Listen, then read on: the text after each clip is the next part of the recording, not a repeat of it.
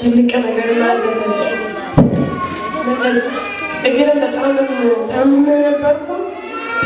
ሐኪም ቤት ሄጄ 8 መርፌ ታዘዘ። ከዛ በኋላ በውጭ መድኃኒት ግዢ ተባልኩ።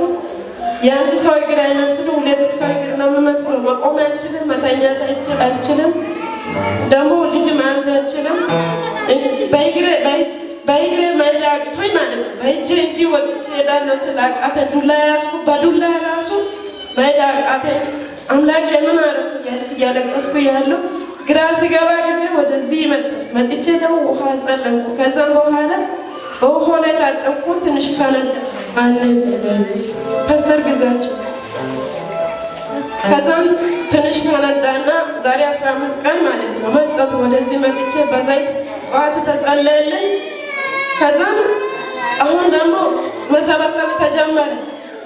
መሰበሰብ ተጀመረና ከዛም በኋላ ደግሞ ከሰዓት አካባቢ ትንሽ እየፈነዳ ያለው ማታ መጥቼ አሁንም ፓስተር ግዛቸው እግዚአብሔር አምላክ ይባርከው እሱን ይዞ ጸለየልኝ። ወዲያው እግሬ ፈነዳ። ከዛም በኋላ መዳን አዳኝ አምላክ ስለሆነ ማለት ነው እኔ አይደለም በእጄ አይደለም እግዚአብሔር እጅ በሱ ነው። እግዚአብሔር አምላክ እሱ ይባረክና በሱ ነው አምላክ አዳነ። ስለዚህ ከኔ ጋራ እግዚአብሔር አምላክ ምስጋና ያመጣውበት ለዚህ ነው የመጣውበት። አመስግኑልኝ እያለች ለእኛ ማሳየት ትችላለች። ብዙውን ቦታ ይሄን ያየ ሰው ለእግዚአብሔር ክብር ያመጣል።